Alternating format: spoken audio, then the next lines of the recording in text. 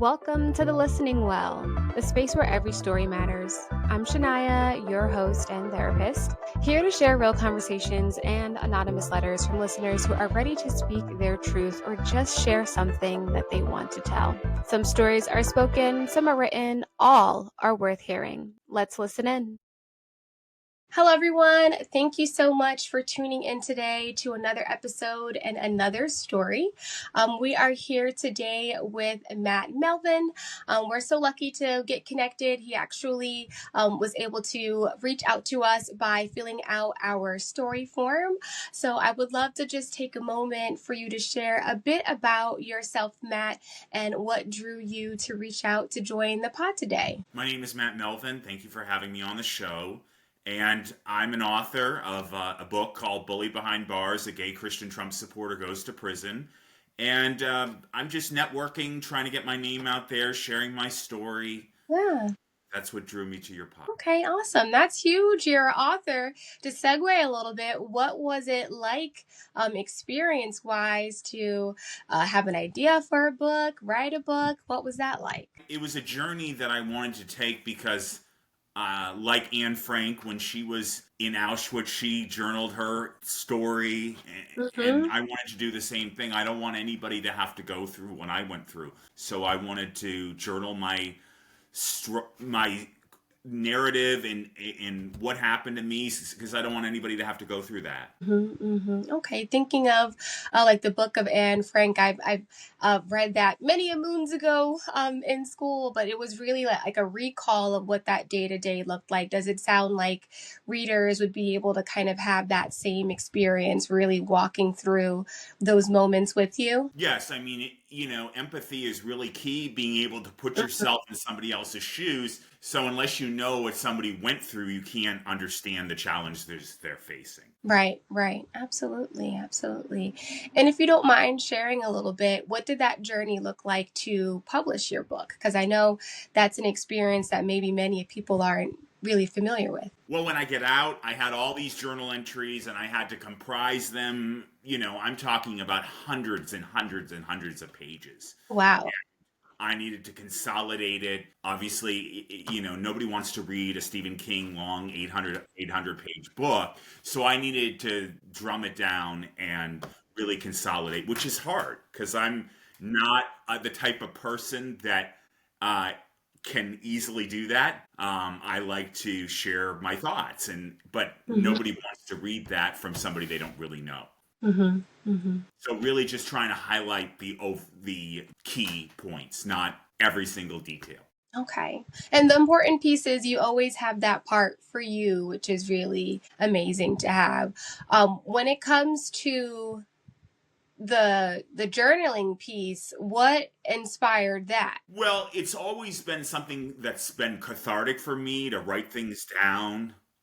That way I can process it and come back and maybe a year down the road look at that and see where I am.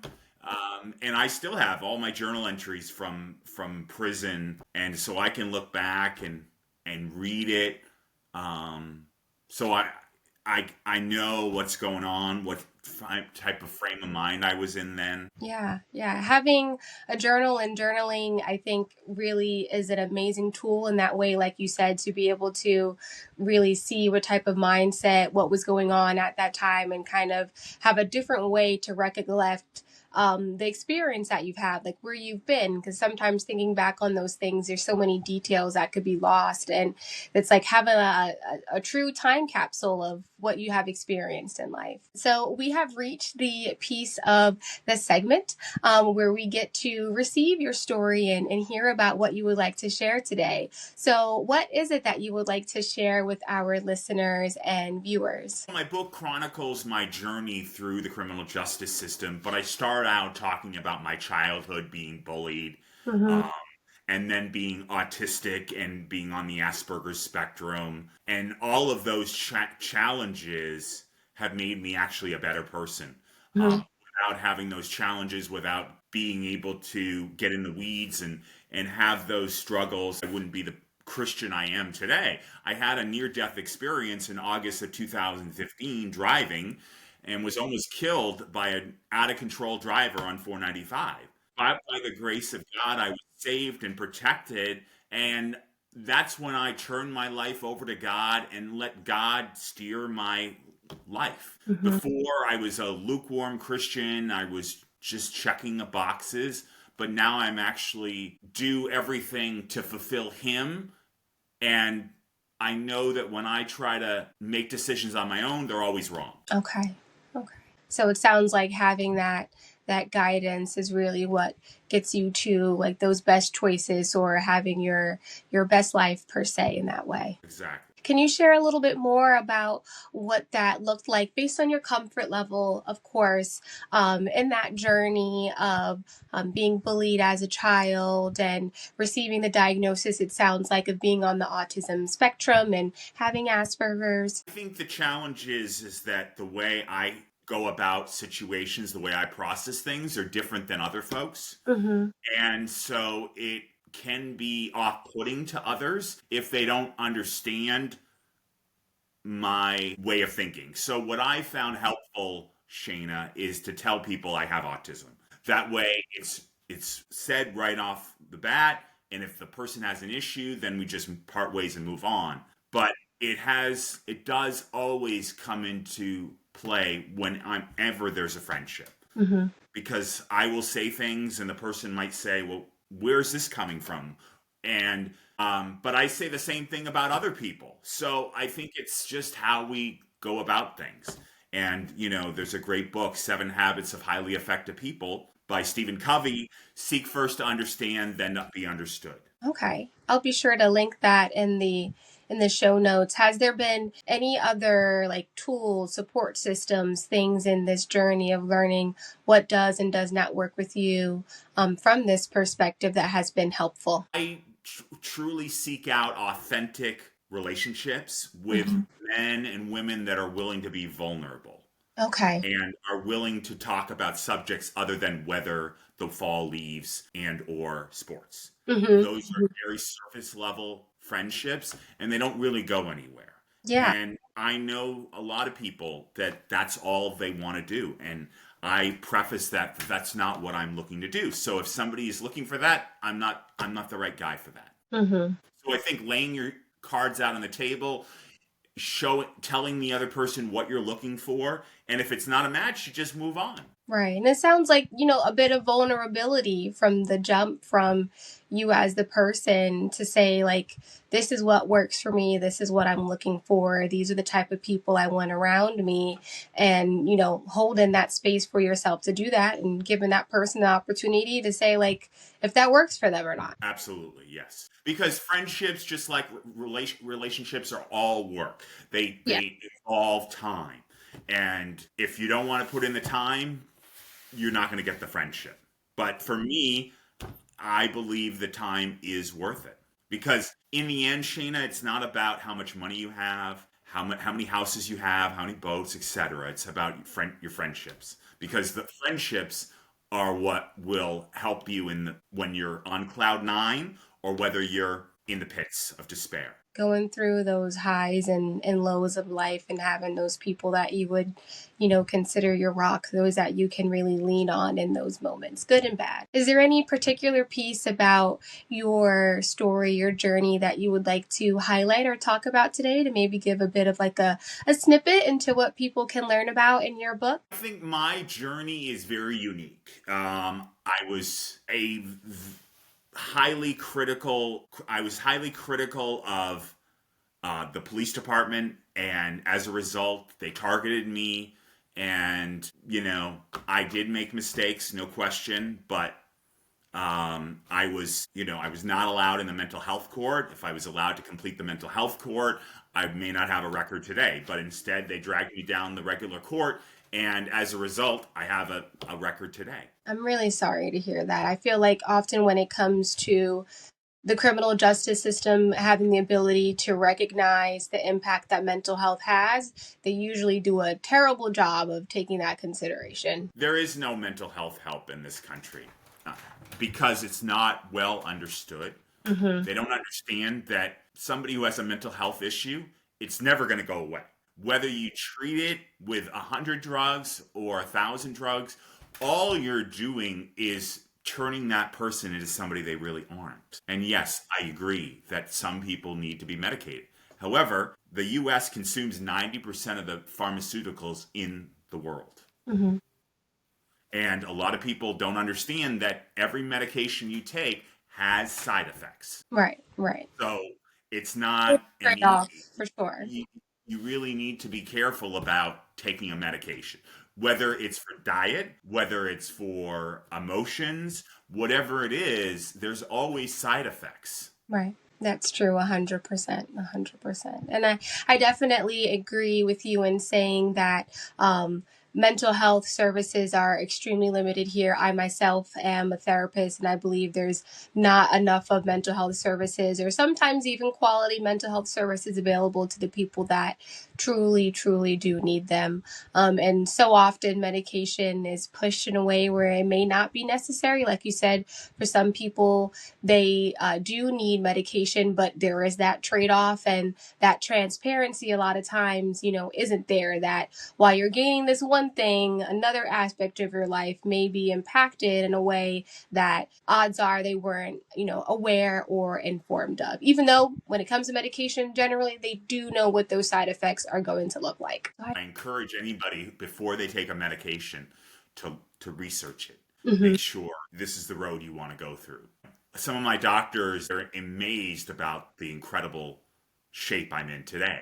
Mm-hmm. And they asked me, what kind of medication are you taking to be in this shape? I said, I don't take medication. Mm-hmm. Have you ever had a surgery? Surgery is the same thing. There's always side effects to every surgery that somebody has. Mm-hmm. Mm-hmm. Do you Be careful. Yeah, absolutely. Do you have any tips outside of the one that you just shared, which is huge, which is, if you're considering taking medication for anything mental or physical health that you're experiencing, to do your due diligence, do that research? Any other tips that you may have for someone that may be struggling with their mental health, and they might be at the beginning of their journey and learning of what it looks like to manage with what they've been dealing with? Yes, I have a couple. First, if you're a man, find males to support. If you are in a relationship with someone, you cannot rely on that person 100%.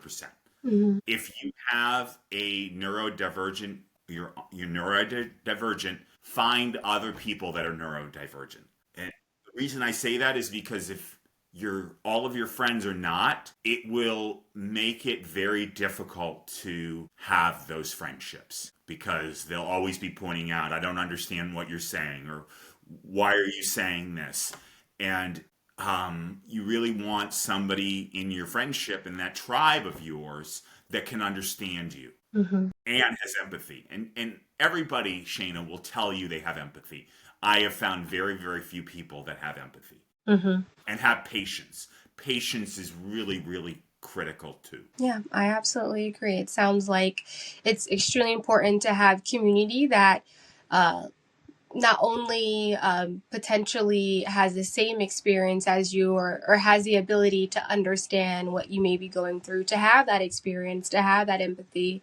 And saying that, a lot of people say that they have empathy, but maybe like in their day-to-day walk of life, they're not exuding that. What to you does it look like for someone to truly be empathetic with another person? Good question. So this is my analogy. Sympathy is giving a bucket to somebody that needs water in a well. Mm-hmm. Empathy is going all the way down to the bottom of that well where that person is, and hanging out alongside with them and not leaving their side until they come up. That is the vast difference. It's very easy to give somebody the bucket, right? Because there's no skin in the game for that. Mm-hmm. And that's how most people are. They don't want to get involved. They just want to do the easy thing and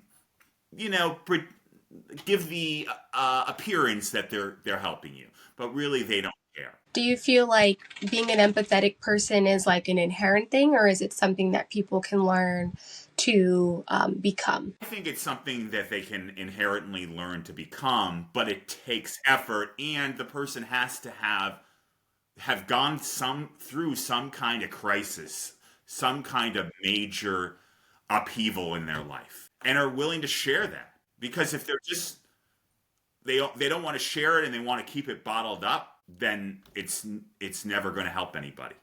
The way I help people, Shayna, is by sharing my story. Absolutely. Yes, absolutely. And is there any piece, whether it's focusing on the criminal justice side? I know you were just kind of going into that. We kind of talked about other things. That's my fault. But any piece of that criminal justice story that you would like to share to bring some advocacy or just light to what some people may be going through, experiencing, to hopefully help those that might be in that sympathy bucket get closer to being able to empathize with others? Well, certainly I think it's important to reach out to people who've been through the challenges. Certainly if any of your viewers want to reach out to me, email me, bulliedbehindbars@gmail.com. Reach out to me on Instagram, Bullied Behind Bars, Facebook, Matthew.melvin.5621, or X, Barsbullied. And my book is on Amazon. Thank you. I'll make sure that all that information is in the show notes. And if there's one thing that you hope listeners can take away from hearing a bit about you, about what's available in your book, what would that be? That everybody comes to the table with different challenges. Just because you may not resonate with my challenges, my story will hit you, and maybe you will be more empathetic to somebody in my situation where you weren't originally. I think that's a really great and amazing takeaway. And for every episode that we have each of our guests leave a question for our listeners and for the next person to come on to the show. So what would that question be? Something to think about, something for them to answer. What is a key takeaway in something that you can do to make somebody else's life better tomorrow? Well, that's a really, really great question. Thank you for that. And the previous episode that we had that listeners tuned into for our guests, we had someone come on to share a little bit about their mental health journey in terms of navigating what it looks like to go through different cultural aspects that kind of go against who they are as a person, but also overcoming experiences of sexual assault. And her question to you and our listeners is there one event that is kind of your tie to, or something that you reflect back on to keep yourself going and moving forward? Jesus Christ. Finding God, having that near-death experience in August 2015, and sharing my story. Well, thank you so much for that.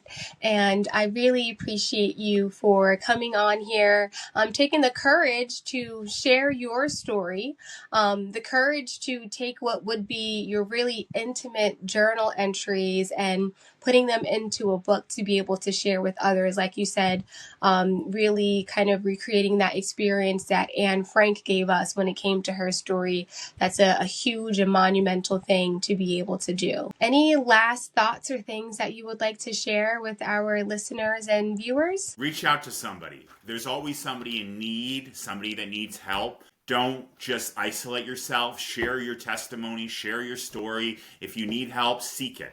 Isolating and thinking that your problems are nobody else's concerns, they're going to go away. They're not going to go away. Absolutely. Thank you so much for that. Well, I appreciate you so much, Matt, for coming on to the pod and adding to our fabric of stories that are available in our society for everyone to feel seen and heard in some way. And thank you to our listeners for tuning in to today's episode. Thank you very much for having me on the show. Thank you. So this is the reflection part of our episode. As we know by now, I hope that you're tuning into the episodes where you see kind of how the format is going, how we're jiving here. I really appreciate Matt for coming on to the podcast and sharing a bit more about himself.